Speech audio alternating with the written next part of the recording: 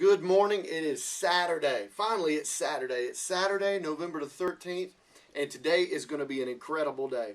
We've been talking about change this whole week. We've been talking about changing the way we think. We've been talking about changing the way that we speak. Today, I want to talk to you about changing the way that you see yourself. Look here in the book of Psalms, Psalm 139, and the 14th verse.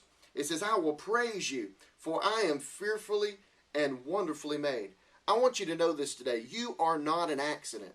You're made for a reason. God made you for a purpose. He told Jeremiah in the book of Jeremiah, the first chapter, he said, before you were born, I knew you. And before you were formed in your mother's womb, I knew you, and I had already called you. I want you to understand this. Before you were born, God already knew you. God has a calling. God has a purpose. God has a plan for your life. How do you see yourself? You are fearfully and you're wonderfully made. Let me ask you this question. Do you see yourself as being defeated? Do you see yourself as going nowhere?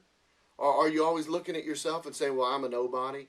I'm nothing. Nobody cares about me. Do you look at yourself in the mirror and see yourself through the eyes of insecurity?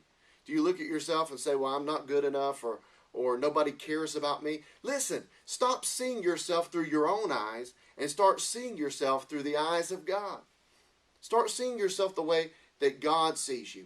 Well, how does God see me? Well, he says, I'm more than a conqueror because he loves me. Well, how does God see me? He says that I'm the head and not the tail. I'm above and not beneath. Well, how does God see me? He says, I can do all things through Christ who strengthens me. I want you to understand today, if you'll start seeing yourself the way that God sees you, your life will change. Your life will change dramatically. Because it's no longer what you see, but now you're following after what God sees for your life. And God's plan and God's purpose for you is great. Why? Because you are fearfully and you are wonderfully made. Today I want you to start declaring some good things in your life. I want you to start saying something good is going to happen to me today. I want you to say all my children are going to be serving God. I want you to say my marriage is going to be better than ever. Why? Because God has something good in store for me. Let me close with this. Something Oral Roberts always said. He said, expect a miracle. Today I want you to understand that you can expect a miracle because God has called you to walk in the miraculous. God has called you to be strong. God has called you to be more than a conqueror. God has called you to do great things.